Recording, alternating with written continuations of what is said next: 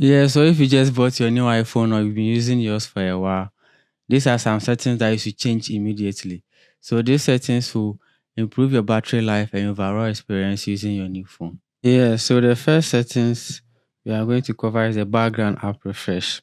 So with that one, you click on the settings, then you come to general and you search for background app refresh. So you turn off all the apps that you don't necessarily use. Yeah. So this reduces unnecessary battery drain. So all these apps that are turned off, you need to turn it on, open the app before the app starts using your cellular data or your battery or power to run. Yeah. The next one is the location services. You scroll to privacy and security. So you scroll to privacy and security. Then you look for the location services. I think this is the first one. Yeah, so then you switch most of the apps to while using. So my own is already on. So what this does is protects your privacy and saves power.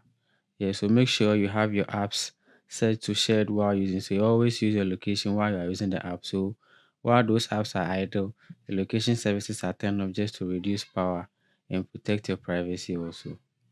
So the next one is the optimize battery charger. So you go to the setting side, then you look for the battery. So you click on battery, and you come the battery health and charging. So make sure the optimized battery charging is on. It helps your battery health and makes your phone uses less power. The next one is the auto brightness. Yeah, so with the auto brightness, you click on settings, then you go to accessibility. So let's search for accessibility. Display and text size. Display and text size. And you turn on auto brightness.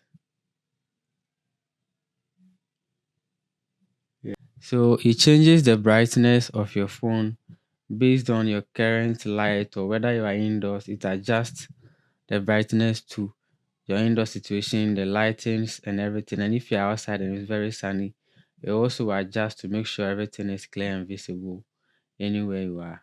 Yeah. So the last settings to turn on is in that one too. You also go to the settings and you search for privacy and security. Yeah. So with the privacy and security, you look for the analytics and improvement.